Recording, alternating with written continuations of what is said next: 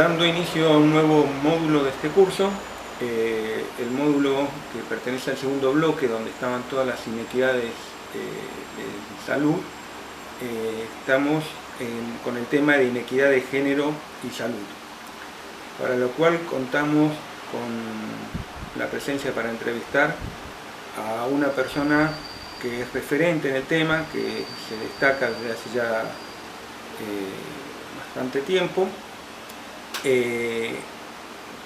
Vamos a entrevistar a Débora Tájer.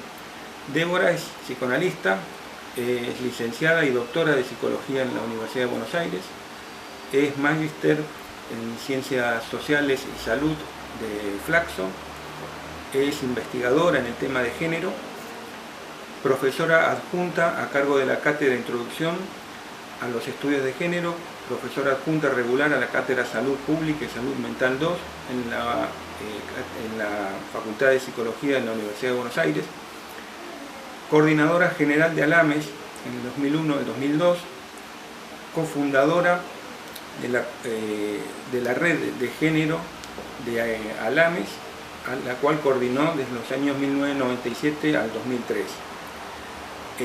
También es cofundadora del Foro de Psicoanálisis y Género.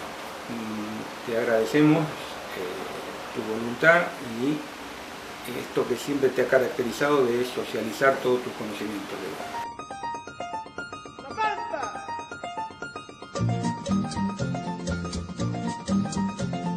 Creo que es importante incorporar perspectiva de género en en el estudio de la salud colectiva, porque precisamente la salud tiene género.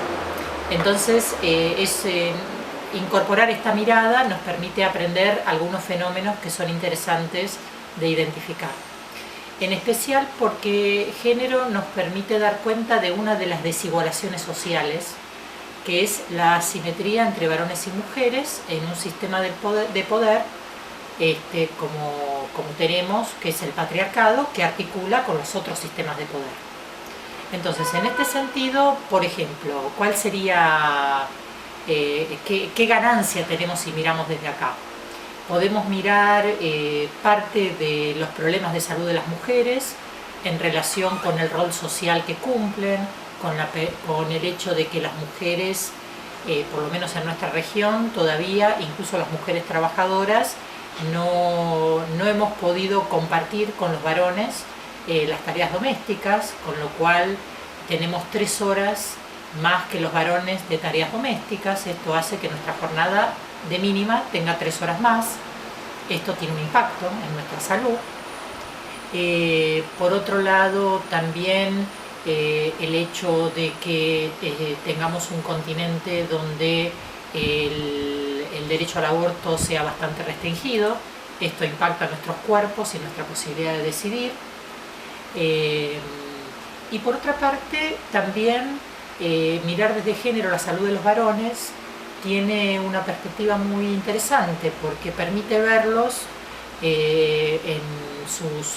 porque, por ejemplo, algo que sabemos que los varones tienen 7 años menos de expectativa de vida que las mujeres, entender en qué momento se arma esta mortalidad, esta sobremortalidad, que es fundamentalmente el primer pico entre 15 y 25 años por causas externas, donde los varones se mueren 7 veces más que las mujeres, por accidentes, por suicidios y por homicidios, y también a partir de los 35 años por enfermedades cardiovasculares, 4-1, que no está definido solo por causas biológicas, sino por los roles que varones y mujeres cumplimos en el marco del capitalismo en articulación con el patriarcado.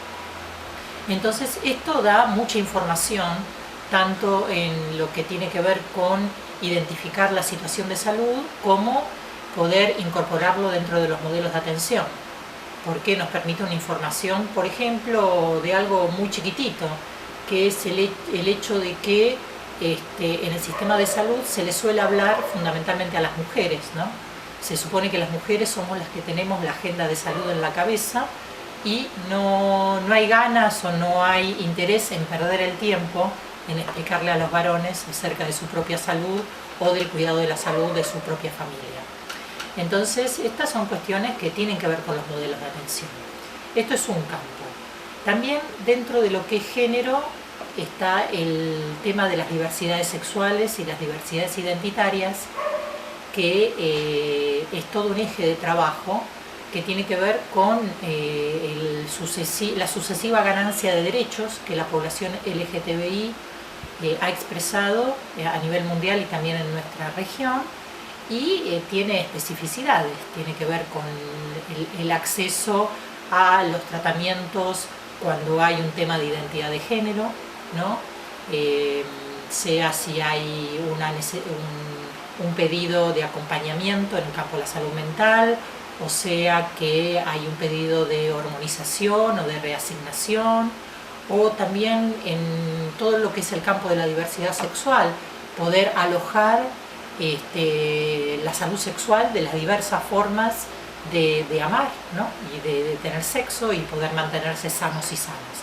Entonces se abre todo un campo de lo que tiene que ver con situación, identificación de la situación, organización de los modelos de atención, capacitación, investigación de temas específicos, donde la perspectiva de género incorpora una mirada de mucha ganancia para un marco teórico como es el de la medicina social. Es muy importante incorporar en investigación en salud colectiva la perspectiva de género. ¿Qué es incorporar esto?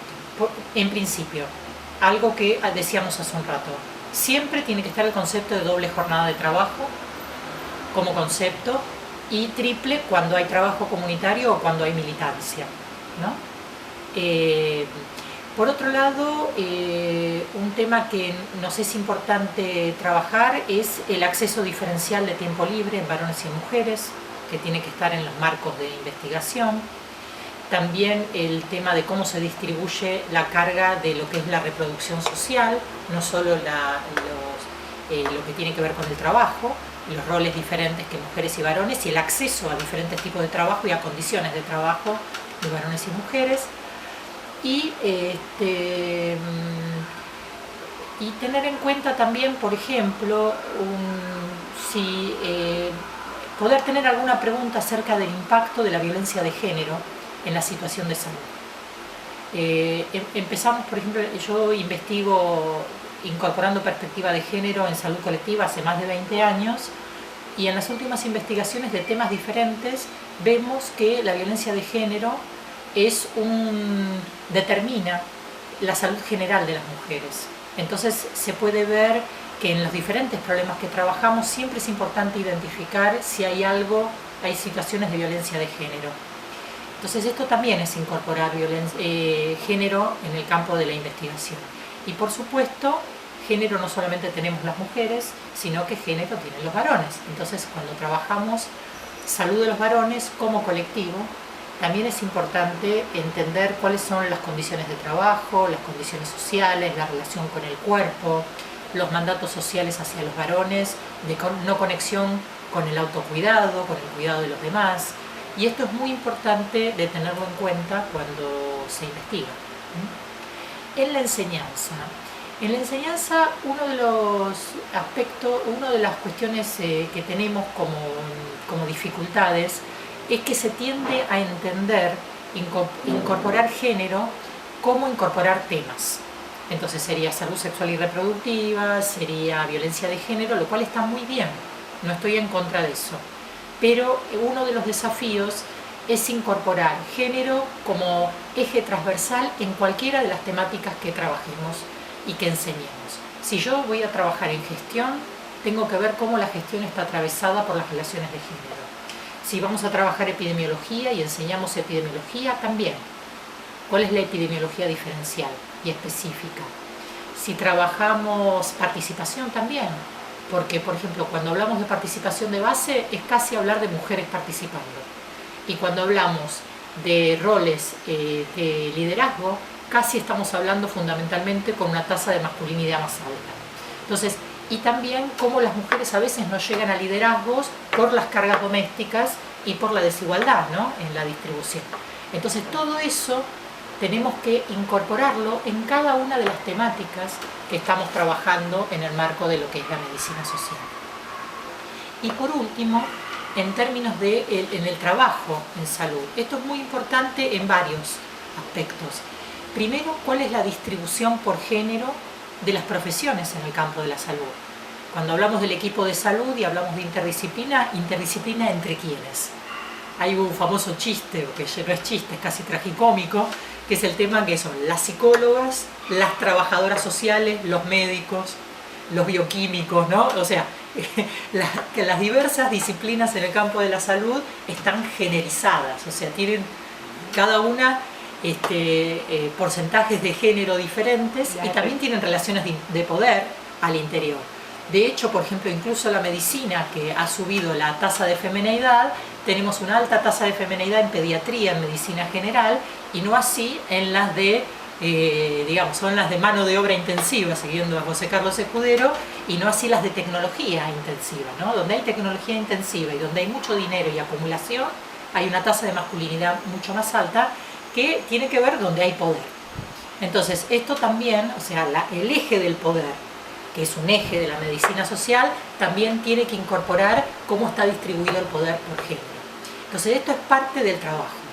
Otra parte de incorporarlo en el trabajo en salud es si tomamos como idea que el sistema de salud y fundamentalmente el subsistema público se ha feminizado, ¿cómo están las instituciones en salud en relación con que su personal mayor son mujeres? ¿Tienen guarderías? ¿Tienen en cuenta el costo, digamos, el peso que la maternidad tiene en las condiciones de trabajo, el tema de la cercanía? Bueno, un montón de cuestiones que me parece importante tomarlas en cuenta. Y por otro lado, también algo que les señalaba hace un rato en relación a la población. Los horarios del sistema de salud van a contramano de los horarios laborales. Entonces, en este sentido, por la subjetivación y la socialización de género, las mujeres tendemos a faltar más al trabajo para irnos a atender y para atender a la familia o para acompañar. Entonces, esto tiene un impacto en nuestras carreras laborales, pero también hace que los varones estén menos acostumbrados a deambular por el sistema de salud, lo conozcan menos, digamos, cómo son los procesos de decisión, de trabajo, entonces son como más ajenos, ¿no? Entonces, de esta manera se sigue reproduciendo que son las mujeres las que nos tenemos que encargar de la salud de las familias.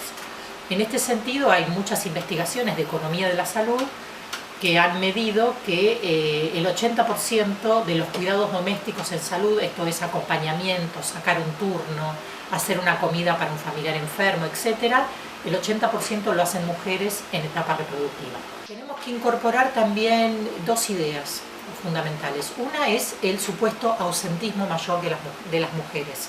Esto con la tendencia hacia una neoliberalización mayor de la salud, de la prestación de la salud, va a empeorar. ¿Por qué? Porque esta idea del ausentismo en realidad no es mayor ausentismo, es que si las mujeres son las que se encargan de acompañar a un enfermo de la familia, evidentemente si es una mujer trabajadora, ella va a faltar más al trabajo que un varón. Entonces esto es un mito, que las mujeres se ausentan más. Es que tienen más cargas y alguien tiene que cuidar a alguien enfermo, digamos, si no se deja a la persona sola. Entonces este es un tema muy complejo de cómo se mire. Desde una perspectiva neoliberal individualista se ve a las mujeres como más faltadoras. Desde una perspectiva relacional y social, que es la que nosotros tenemos que verlo desde otra perspectiva, tenemos que ver cómo son los roles y en todo caso proponer soluciones sociales, que es socializar los pesos de los cuidados domésticos, ¿no? Podemos tener otras alternativas o soluciones colectivas, porque no todo tiene que ser solamente en la familia, ¿no? Se puede tener otro tipo de respuestas. Yo digo, por ejemplo, me acuerdo de un programa de violencia de género en un municipio acá del conurbano, donde hay una juegoteca para las mujeres que consultan, tomando en cuenta que una mujer que consulta por violencia de género por lo general no tiene con quién dejar a los chicos, y para que esto sea posible, ¿no? Entonces esta es una cuestión que quería compartir. La otra cuestión que quería compartir es el tema de las motivaciones, ¿no? El tema de las carreras, ¿Por qué de repente una mujer se puede sentir sin mucho incentivo para ser cirujana, por ejemplo? Primero porque la van a discriminar a la hora de elegir residentes si hay entrevistas. Este es un tema muy importante. Cuando hay entrevistas, y no es solo por examen, las mujeres somos más discriminadas, porque se establece lo discrecional, de me gusta o no me gusta, y a veces incluso preguntan, aunque está totalmente es ilegal preguntarlo, si tienen como proyecto embarazarse, cosa que no le preguntan a los varones, que es una discriminación, pero lo hacen.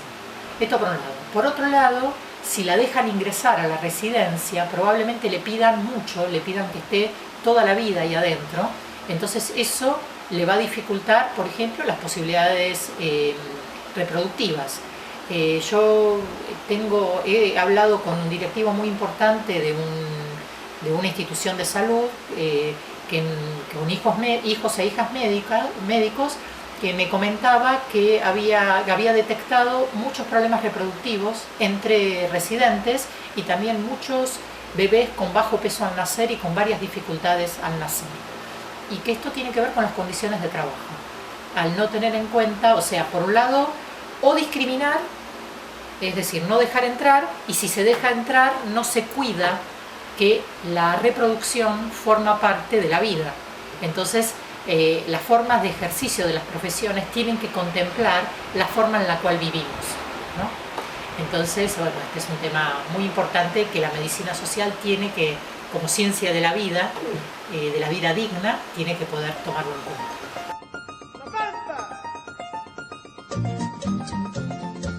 Desde la medicina social no podemos comprar una idea de que el problema de la violencia de género es solamente el femicidio o solamente cuando hay golpes.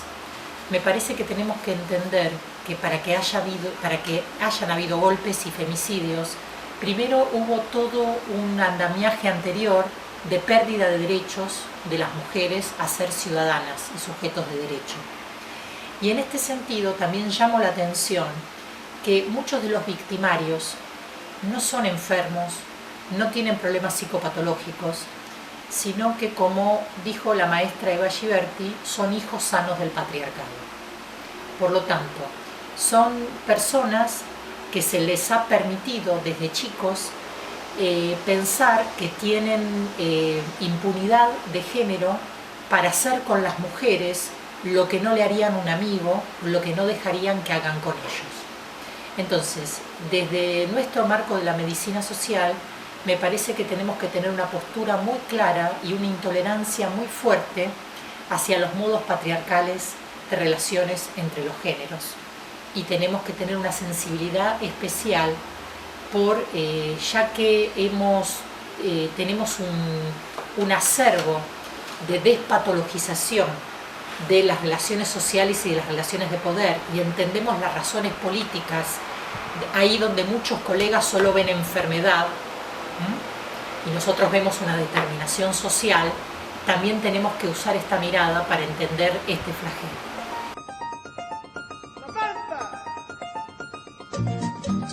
Me parece importante que las instituciones y los dispositivos se genericen. Esto quiere decir que tomen en cuenta las situaciones de la vida, que salgamos del paradigma de que cuando investigamos tiene que ser aséptico. No, cuando investigamos desde el cuerpo y desde las condiciones de experiencia. Y la experiencia tiene que ver con todas estas cosas, tiene que ver con quién vivimos, a quién cuidamos, quién nos cuida, tiene que ver con poder tener espacio para cuidar a nuestros mayores, para cuidar a los niños, para cuidarnos entre nosotros, para alojar la enfermedad, para alojar la vida, ¿no? Y esto, como decíamos hace un rato, tiene distribución desigual por género y está visto como algo que molesta. Y lo que quiero llamar la atención es que esto no puede ser mirado de esta manera desde la medicina social. Si vemos que alguien que no fue a algún lugar o que no se hizo cargo de algo porque tuvo que cuidar a un familiar enfermo es alguien que nos clavó o es alguien que no estuvo a la altura de las circunstancias, estamos mirando mal. Si alguien se embarazó y no puede cumplir todos los turnos y lo vemos como un problema terrible de organización del servicio, en vez de pensar que los servicios tienen que poder alojar, que esto es parte de la vida, estamos en problemas.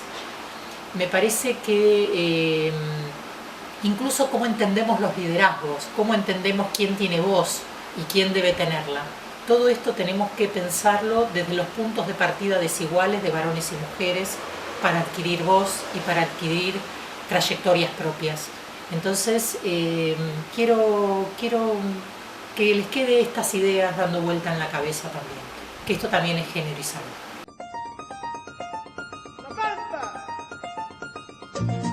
Para hablar de género en Alames o en la medicina social en general, lo que tenemos que decir es que la mayor parte de quienes hacemos género específicamente dentro de la medicina social hacemos doble militancia. Estamos en el movimiento de mujeres, en el movimiento feminista y también en el movimiento de la medicina social. Y ahí yo marcaría una diferencia con quienes están en el movimiento de mujeres y no están en la medicina social, porque tenemos un marco muy fuerte de articulación de la agenda de género con la agenda progresista en salud en general. Entonces somos quienes tenemos más compromiso en entender que hay que atravesar la agenda general en salud con perspectiva de género. No se nos escapa que si estamos hablando de reforma de los sistemas de salud tenemos que hablar con perspectiva de género. Si estamos hablando de sistemas como la CUS, por ejemplo, tenemos que ver cuál va a ser el impacto de género de este modelo de gerenciamiento, de introducción de lógica mercantil, más lógica mercantil en el sistema de salud. Yo diría que una de las cuestiones fuertes como especificidad de qué género dentro de la medicina social pasa por estas cuestiones. También quisiera decir que no es el tema que más estemos trabajando en este momento, pero sí ha sido un tema muy importante fundamentalmente en los 90 y en comienzo de la primera década del siglo XXI, que es la articulación entre género, salud y trabajo. ¿Por qué? Porque trabajo y salud ha sido uno de los temas fundamentales de la medicina social. Y en este sentido han habido compañeras y compañeros en diferentes países que han introducido género en estos desarrollos y aportes específicos. Entonces yo quisiera hacer una mención especial de estos aportes,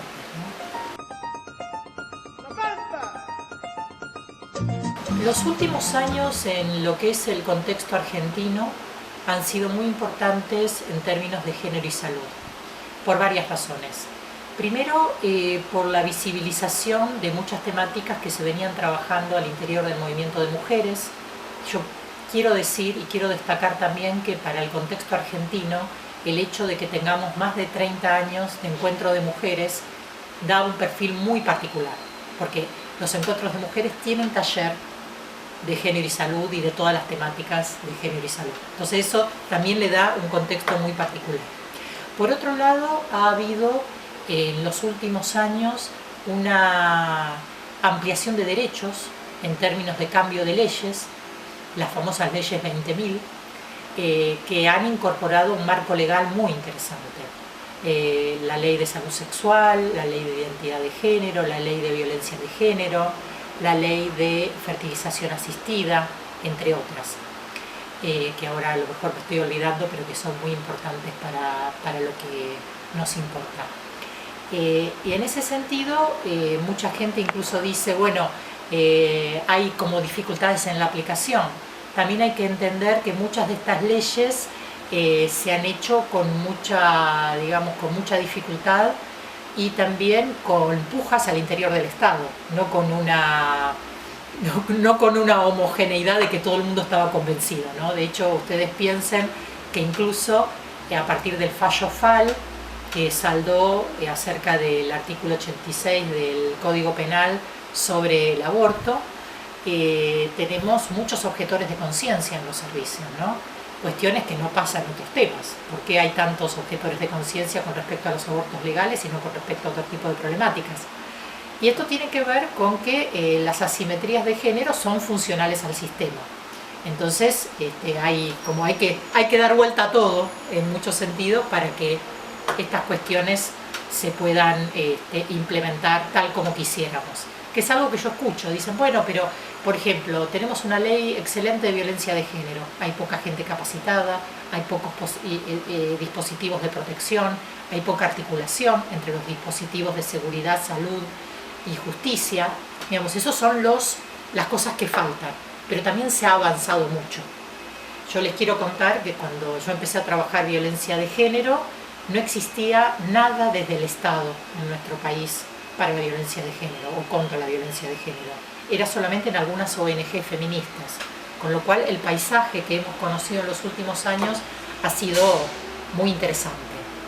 Por otro lado, no quiero dejar de nombrar también la Ley de Educación Sexual Integral, porque desde educación ha sido un paso muy importante fundamentalmente para no llegar cuando los problemas están instalados, sino como una cuestión preventiva en todo el sistema de educación.